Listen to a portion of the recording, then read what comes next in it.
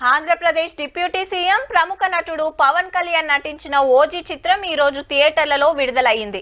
Power star అభిమానులు పెద్ద సంఖ్యలో విచ్చేసి హంగామా చేశారు. తమ హీరో చిత్రం సూపర్ హిట్ అయిందంటూ పలువురు కేరింతలు కొట్టారు. థియేటర్లో సినిమా వీక్షించిన తర్వాత బయటకు వచ్చి ఈ విధంగా తమ స్పందన తెలియజేశారు అభిమానులు. అదా లోపల సినిమానా సీట్లు లేవు, సీట్లు ఇరిగిపోయినాయి అన్నా.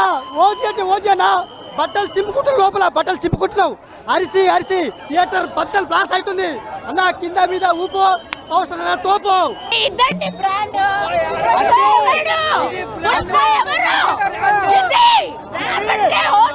Power star Pawan Kalyan just premier షోకి 2,10,00,000 పెట్టి ప్రీమియర్ టికెట్స్ కొనుక్కున్న పిచ్చోళ్ళు మేము. అంత మంది ఉన్నారు ఇక్కడ. భారీ ఓవర్ అయిపోవాల సినిమా నేను అనుకున్న స్థాయిలో లేదు. నాకైతే కొంచెం యావరేజ్గా అనిపించింది ఓజీ.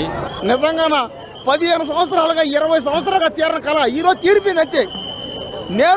నేను డిప్యూటీ సీఎం తాలూకా నేను పుట్టిందే పవన్ కళ్యాణ్ అన్న సినిమా థియేటర్లో పుట్టా. జనాలకి ఏం అర్థం కావట్లే. జనాలు పిచ్చెక్కిపోతున్నారంటే సినిమా నుంచి బయటకు వచ్చి ఎగిరేస్తారు. పిచ్చి కుక్కల్లాగా తలకాయలు కొట్టేసుకున్నారంటే కత్తి ఎత్తుకొని నరకతా ఉంటాయి, తలకాయలు తెగతా ఉంటాయి. ఇలాంటి బయటలు కాదు కావాలి. పేగులు తీసి బోటి అండుకొని మ్యాచ్ హౌస్ లో ముంచుకొని తినేస్తా.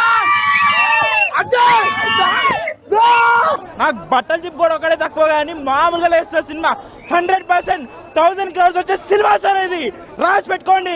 ఒక రెగ్యులర్ రొటీన్ గ్యాంగ్స్టర్ డ్రామా అవడం వల్ల పెద్ద స్టోరీ అయితే కనిపించలేదు. ఆల్రెడీ మనం ఎక్కడ చూసామన్న స్టోరీ అనిపించింది. ఇక చాలా బాగుంది మూవీ. ఇండస్ట్రీ హిట్ కావచ్చు.